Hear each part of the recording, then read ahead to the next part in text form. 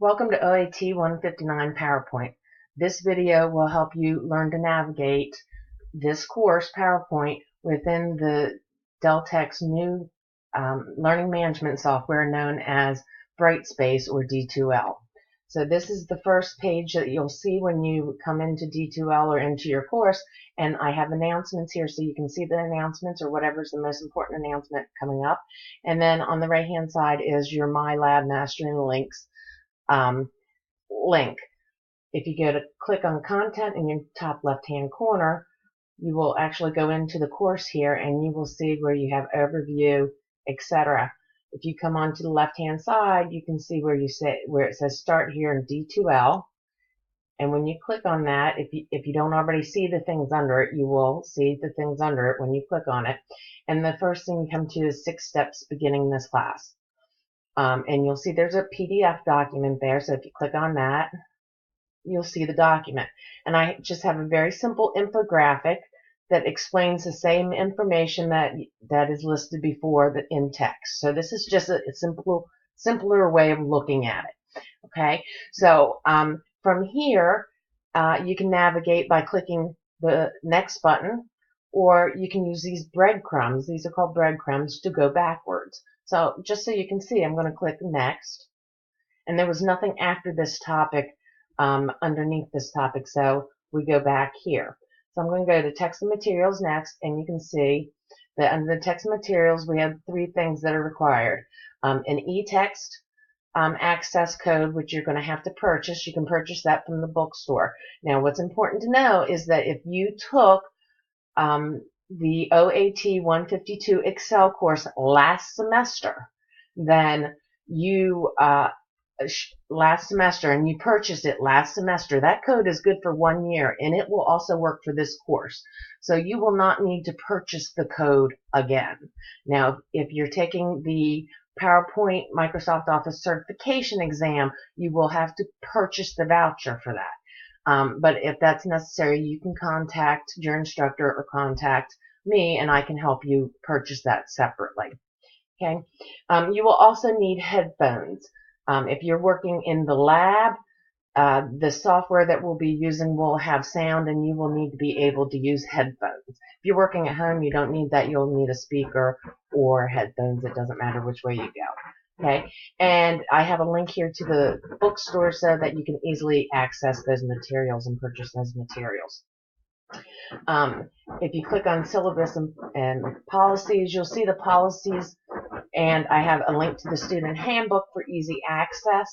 I have the syllabus here, which will show you the course objectives and measurable performance objectives that you'll want to read over. And here now I'm going to click on these breadcrumbs so I can easily go backwards. Okay, whoops, I went too far back. And here's the next thing I want you to read. This is important. Okay, so this is the Owens Campus Test and Assignment Policy. Now, your campus could have a different policy. It depends on who is teaching this course, what campus is teaching this course, what the policy will say. So this course is being offered by me, then it would be the policy by the Owens Campus Test and Assignment Policy. So make sure you read the test and assignment policy that is listed in your course.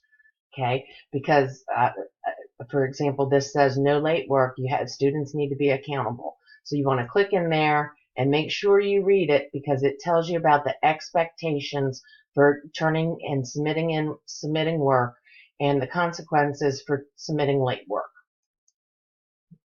Okay. Here is the calendars. So you want to click on this calendar. It is subject to change, and I also put the academic calendar there because it has some important dates on here, and you'll see the calendar listed again later. Now this is very difficult to read. Don't worry about that. Just scroll down, and you'll see on your lower left hand corner this plus sign to zoom in. So you just click on that. You can see it's getting bigger and bigger, and then scroll over a little bit, and now it looks much better. You can see it. Okay, it's just that the document is so big that it automatically makes everything small. Okay, so you can read it much better now. You'll notice we're closed. The college is closed Labor Day. You'll see your due dates here.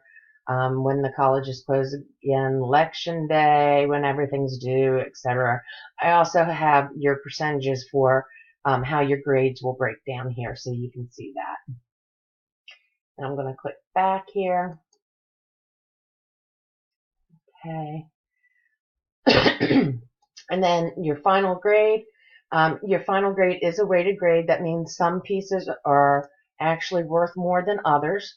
So you can see your assessments here. GP stands for Greater Project Assessments, are worth 25%, but your simulation exams or sim exams are only worth 20%. Your quizzes are only worth 10%. So that is telling you where you need to focus your time. So we all have limited amount of times. So you need to spend most of your time on these assessments. If you run out of time, the assessment is more important than the quiz. Okay, does that make sense?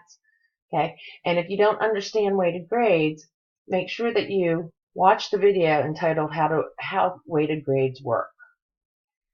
Okay, the next thing is the first assignment or first thing you're going to do in this course, which is going to be in the first week. You are going to make sure that you tell us a little bit about yourself. Do you use PowerPoint at work, etc. So you're going to upload a photo. If you feel comfortable with that, upload a photo to the discussion board and tell us a little bit about yourself. So tell us a little bit about yourself either way, but if you feel comfortable, add a photo or video. Okay. And then the next section is the technical requirements for the software that we will be using, called My IT Lab. That is the software we'll be using. So make sure you do this browser and compatibility check. The best browser to be using for My IT Lab is Chrome. So I would suggest using Chrome. Make sure that you're following the instructions. The system requirements are listed in this link, and then the browser check is listed here. And one of the problems students always have is that they don't shut off their pop-up blocker. You have to shut off your pop-up blocker or it will not work. If you run into problems, Pearson's support is right here. So that's what they're there for. Make sure that you call them or email them or use the chat feature if you run into problems. Okay. And then for those of you that have Macs, we don't support Macs at the Owens campus. Every other campus, it's up to them to make that decision. But as an instructor at the Owens campus, we do not have access to Macs because we don't have Macs on the Owens campus. So we don't support Macs, and this is really set up for a PC. So if you have issues with that, you want to contact your instructor. All right. And then down here are some student help and resources.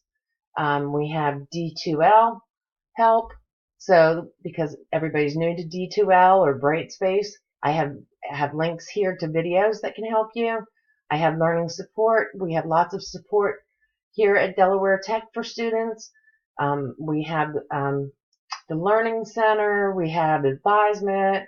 We have support for veterans, international students, etc. So make sure that you know your support services because we are here to help you. That is why we're here. Okay. And then we have technology resources for students. So that's another link. And then here we have what's called Zoom. And Zoom is an online software, I guess you would call it, that allows us to be able to see your computer and you see our computer, so that if you're having a problem and you can't find something in PowerPoint, you and I could Zoom together and I could see what you're clicking on and say, oh, okay, this is why you're not able to do X, Y, and Z, because you're clicking in the wrong place, or you have to double click and not single click, or something to that effect. Or you could watch me perform some kind of action. So Zoom is a way that we can host a meeting online and work that way. So it's a really great feature. It's not required, but it is there. If you run into issues, we can have an online meeting. But don't hesitate to call your instructor, email your instructor. Don't feel like if it's an online class that you have to wait for an email back.